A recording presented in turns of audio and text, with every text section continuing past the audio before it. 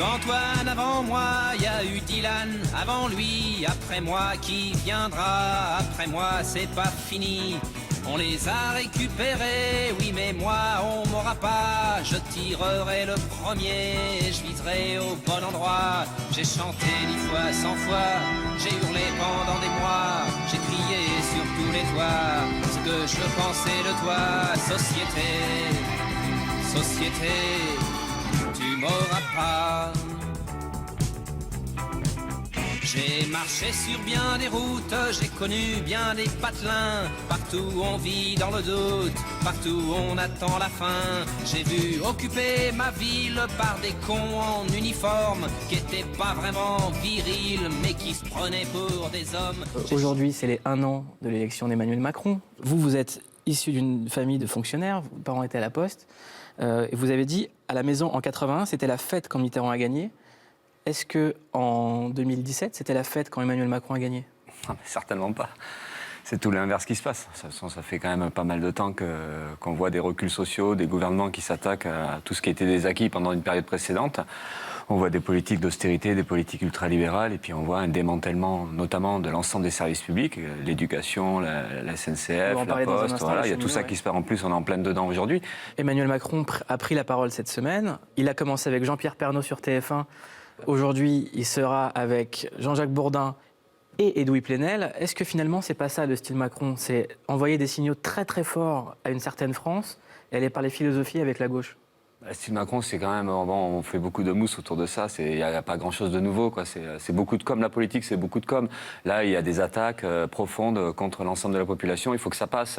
Donc, ils vont communiquer d'une manière ou d'une autre, c'est très démagogique, une école primaire dans des petites communes de campagne, enfin voilà, on voit tous les choix, tout est calculé, mais on sait, enfin tout le monde le sait, tout est calculé.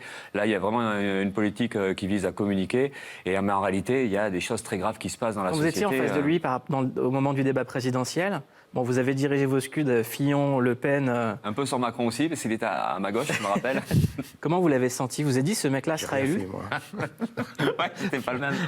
C'est pas Emmanuel Macron, c'est Jamy. Disons que, on a bien vu quand même que très rapidement, Macron, c'était aussi un produit médiatique. Dès le départ, il y a une sorte de mise en scène dès septembre. Vous avez senti qu'il était armé par rapport à vous? Armé par rapport à moi. Enfin, moi, je sens pas grand-chose dans ces cas-là. Je fais ce que je peux et on fait ce qu'on peut, voilà, et on défend nos idées. Donc après, on sait qu'on a plein d'adversaires, on sait il y a 2 mondes différents en fait. Ça s'est un peu vu pendant la campagne quand même. Il y a les politiciens professionnels, il y a ceux qui sont capables, qui se connaissent très bien d'ailleurs. Il y a une sorte de connivence, même droite-gauche, qui est terrible, quoi. Dès que les cheminots font grève, ils prennent en otage la population. Les étudiants, ils occupent des facs, ils salissent. On va en parler dans un instant des étudiants, mais là, je voudrais d'abord qu'on parle des cheminots. J'aimerais qu'on relaie une cagnotte. Le lien va s'afficher en dessous. Cette cagnotte a déjà rassemblé plus de 500 000 €. Qu'est-ce que ça traduit, le fait que cette cagnotte soit si populaire? Ça montre que le mouvement des cheminots, il est populaire. Il y a une opinion publique qui... Bon, après, il y a les sondages, on voit que c'est serré, puisque c'est autour de 50-50. Mais en réalité, ouais, il y a une vraie solidarité, parce que beaucoup de gens... C'est la différence entre la minorité qui se bat, parce que souvent, même au niveau des grévistes, ça dépend des corps de métier, mais c'est plutôt une minorité. Encore une fois, à la fac ou dans plein d'endroits, c'est souvent des minorités qui se battent. Mais on se rend compte qu'en fait, il y a une grande majorité de la population qui comprend bien les enjeux du moment, et puis mais n'ose pas se battre, ou parce qu'ils pensent que ça sert à rien, ou ils pensent qu'on peut pas changer les choses.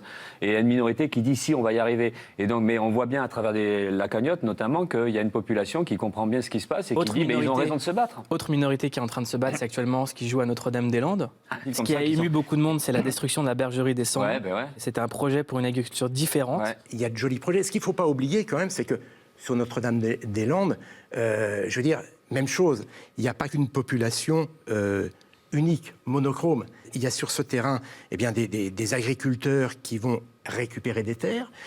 Il y en a d'autres qui ont des projets qui sont très intéressants d'ailleurs. Mais ces projets doivent se faire dans un cadre légal également. Donc moi je trouve qu'il y a de très très bonnes idées, mais ces idées, elles doivent se mener dans un cadre légal. Enfin, voilà. Ouais, moi, vous savez, tout à fait. Une discussion démocratique et pas en mettant 2500 gendarmes à tout casser. Je suis extrêmement respectueux de l'état de droit. Je pense que j'ai la chance... Que nous, non, attendez, je ne vous parle pas de vous, moi je vous dis ce que je suis.